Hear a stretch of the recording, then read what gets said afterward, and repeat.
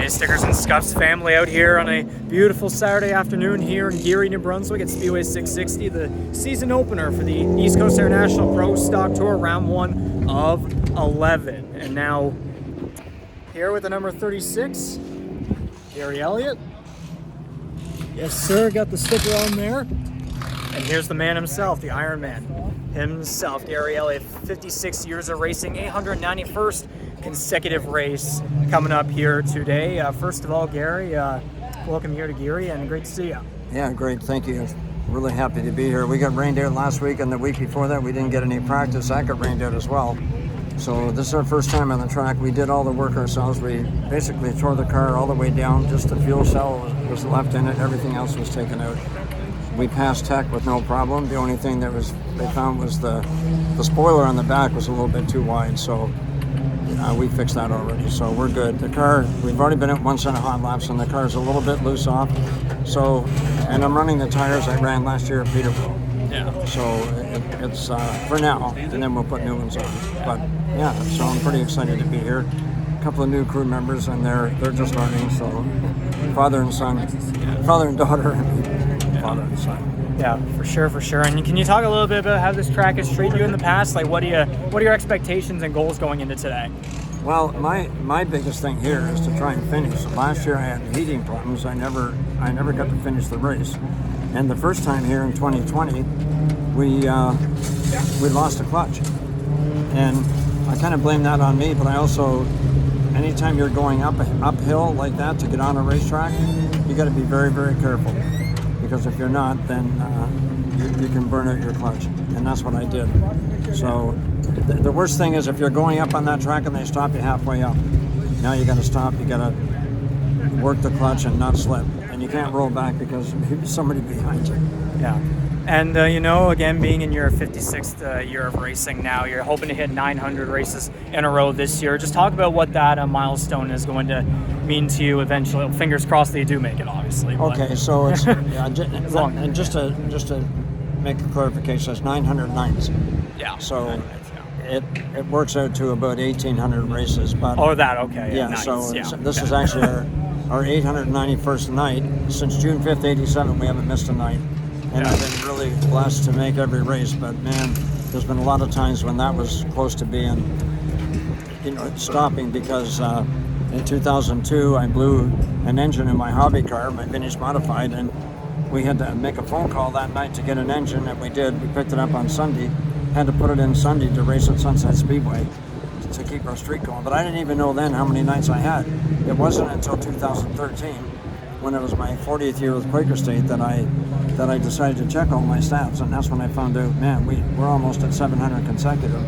So somebody came to my garage last year and said they bought a die-cast car, and they said, so what's your goal now? And I said, well, we want to reach 900 consecutive nights. So he said, why not try for 1,000?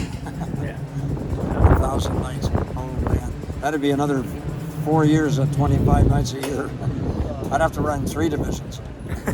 And speaking of diecast too, I was lucky enough to win one of those actually back at Speed Weekend last year. So yeah, thanks. Fantastic. Thanks.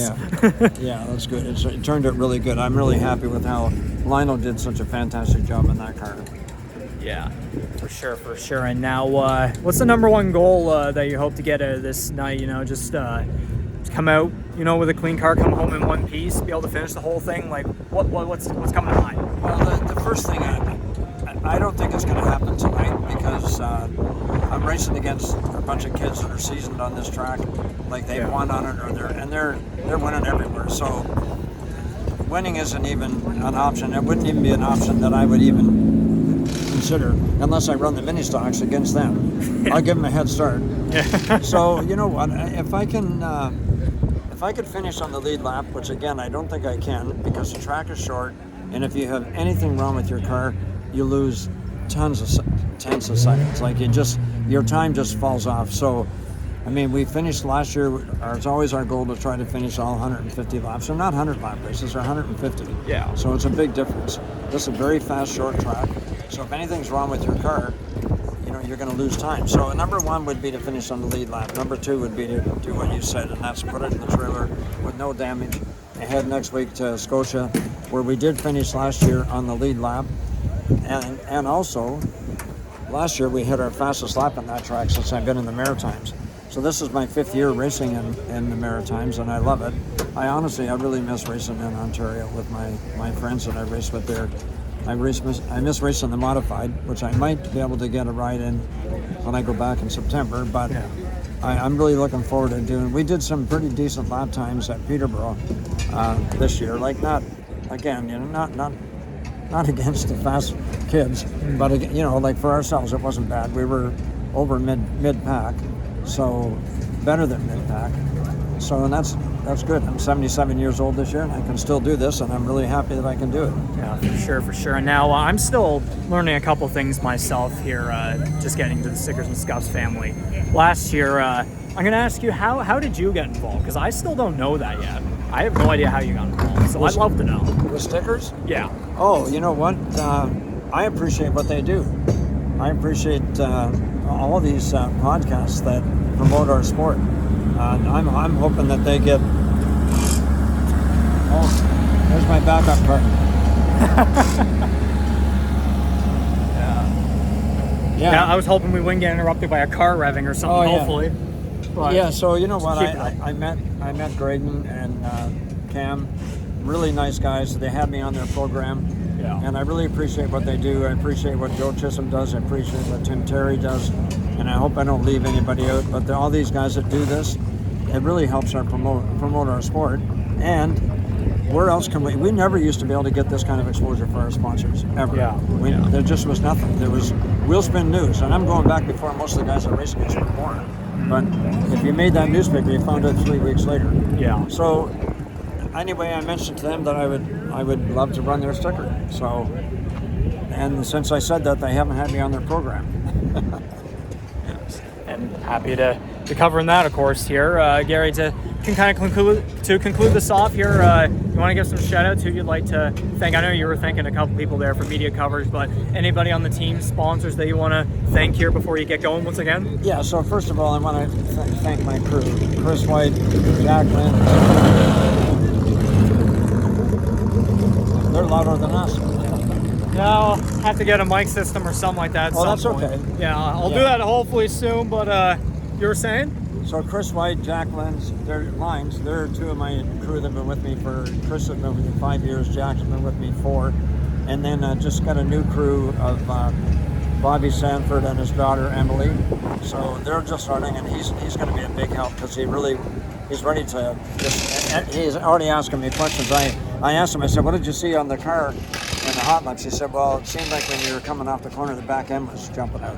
That's perfect, right? So somebody sees that. When a kid sees that, they say, holy cow, look at that thing go. Yeah. But you're losing time. So anyway, no, those two are really good. And Shannon Riley, she's not here today. She had to work, but she's really disappointed that she couldn't be here. And we miss her too, because she's a tremendous help. And of course, all my sponsors. I've had Quaker State now. This is 51 years with Quaker State. PPG's been with me for 12 years. Permatex has been with me 12. Grindstone Landscaping's been with me for 15 years.